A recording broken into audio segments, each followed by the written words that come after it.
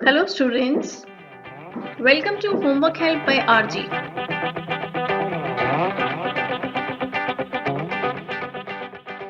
आशा करती हूँ आप सभी की ऑनलाइन क्लासेस बहुत बढ़िया चल रही होंगी। लॉकडाउन की वजह से अप्रैल में ऑनलाइन क्लासेस शुरू हो गई थी। टीचर्स और स्टूडेंट्स ने तरह तरह के जुगाड़ लगाकर ऑनलाइन क्लासेस में पढ़ना और पढ़ाना तो सीख लिया, पर जैसा कि देखने में आ रहा है कि कोरोना वायरस एक एक्सपोनेंशियल ग्रोथ कर रहा है, यह अभी भी काबू से बाहर है। तो ऐसा लग रहा है कि इस सेशन में तो हमें डिस्टेंस लर्निंग पर ही निर्भर रहना पड़ेगा। तो जब हम इतने महीनों से पढ़ाई कर रहे हैं, तो पढ़ाई के कुछ समय बाद एग्जाम्स की भी जरूरत महसूस होती है।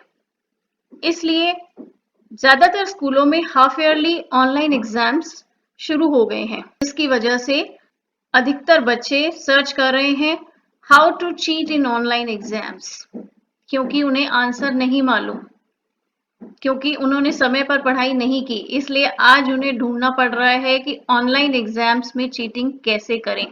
ट्रेडिशनल क्लास में कैसे चीटिंग की जाती थी यह तो सभी को मालूम था, पर ऑनलाइन क्लासेस का एक नया कॉन्सेप्ट है, इसलिए ऑनलाइन एग्जाम्स में चीटिंग करने के तरीके भी कुछ नए होंगे।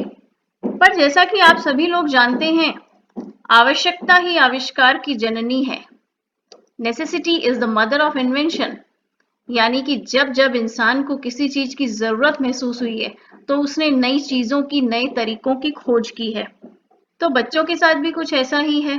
बच्चों ने बहुत से तरीके ढूंढ लिए हैं ऑनलाइन चीटिंग करने के। लेकिन क्या आप जानते हैं, टीचर्स भी कुछ सर्च कर रही हैं। टीचर्स भी आजकल बड़ी टेक सेवी हैं।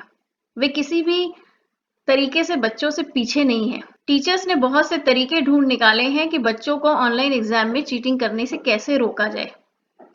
आखिरकार गुरु तो गुरु ही होता है। टीचर्स भी कभी स्टूडेंट थी, उन्हें भी सब कुछ मालूम है कि बच्चे चीटिंग के तरीके ढूंढ रहे हैं। खैर, मैं आज यहाँ पर आपको इस बात पर प्रवचन देने के लिए नहीं आई हूँ कि आप लोग ऑनलाइन एग्जाम में चीटिंग करें या ना करें।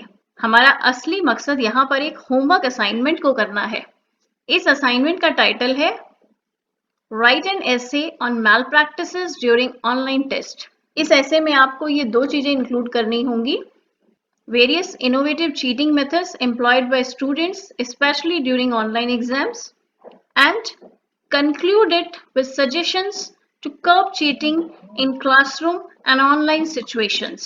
तो चलिए शुरू करते हैं। इसमें आपको यह पता लगेगा कि बच्चे किस किस तरह से चीटिंग करते हैं और टीचर्स कैसे उन सभी चीटिंग के तरीकों को फेल कर देती हैं। सबसे पहला है हमारा, जो कि शायद आप सभी के मन में आ रहा होगा, कि अगर आप ऑनलाइन एग्जाम देने बैठे हैं तो आप दूसरी टैब पे गूगल खोलकर और वहां से सर्च करके आंसर लिख देंगे, क्योंकि गूगल की पावर के बारे में तो हर कोई जानता है।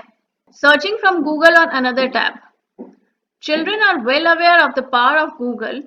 They will definitely try to find the answers for the unprepared questions on any search engine. But various software has been devised which restrict opening a new window. Violation may result in locking of the paper. बहुत से ऐसे software design किए जा चुके हैं जो आपको एक विंडो पर ही काम करने देंगे, आप दूसरी किसी विंडो को नहीं खोल सकते।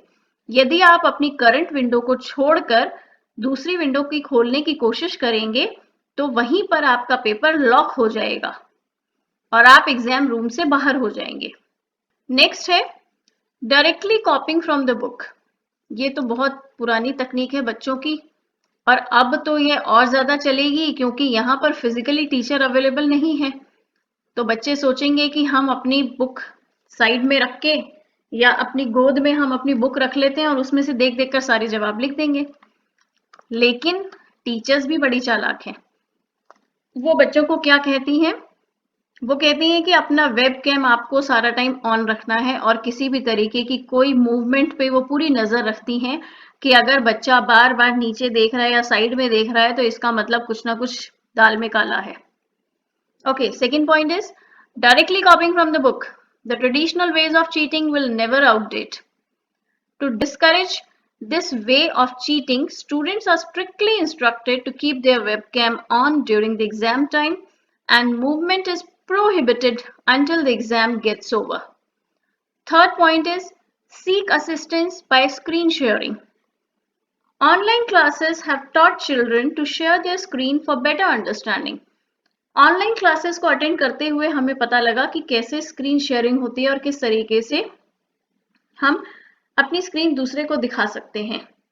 लेकिन यह फीचर चीटिंग के लिए भी यूज किया जा सकता है कि हमने किसी अपने फ्रेंड को बिठा दिया वहां पर सारे जवाब देकर और हम उससे ये कहें कि आप मुझे स्क्रीन शेयरिंग कर देना ताकि मैं इसमें से देखकर सारा लिख सकूं। However, our smart programmers have designed such software which reduces the document viewing area to discourage screenshots and screen sharing. AnyDesk से तो शायद आप सभी वाकिफ होंगे। This type of software is available that can take control of student's computer remotely to do the exam on his behalf. इस तरह के सॉफ्टवेयर AnyDesk वगैरह में क्या होता है कि आपने जब किसी दूसरे व्यक्ति को छूट दे दी है, वह अपने कंप्यूटर पर बैठे बैठे आपकी स्क्रीन को कैप्चर कर लेता है और जो भी चाहे वह उस पर कर सकता है। इस तरीके से आप अपना पेपर दूसरे किसी व्यक्ति से करा सकते हैं। इस तरीके के सॉफ्टवेयर एथिकल हैकिंग के लिए यूज किए थे कि किसी टाइम कोई प्रॉब्लम हो जाती है तो दूर बैठा इंसान उसको कैसे सॉल्व कर दे। लेकिन जैसा आप सभी जानते हैं, हर सिक्के के दो पहलू होते हैं। हर चीज को हम यूज भी कर सकते हैं और मिस यूज भी कर सकते हैं, तो आप लोग इस तरीके की कोशिश ना करें। Various mobile apps like Topper, Brainly, Quora are available to get real person help within minutes. Dishonest candidates can take undue benefit of these answers.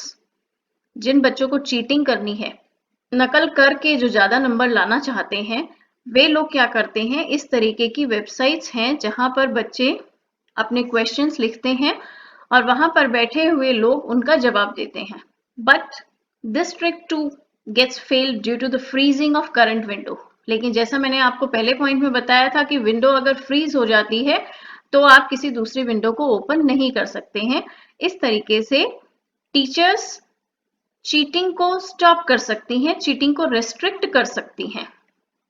To keep a check on younger students, teachers can take parents in confidence and assign them the responsibility to invigilate their wards. जैसा कि online classes में teachers physically present नहीं हो सकती, तो हमारे अध्यापक parents की, बच्चों के माता पिता की मदद ले सकते हैं, उनको कॉन्फिडेंस में लेकर कि आप ध्यान रखिए कि आपका बच्चा चीटिंग ना करे।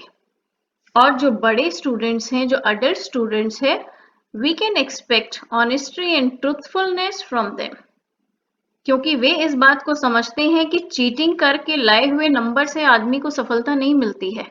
Thank you for listening to this lecture. The link to this essay can be found in description box.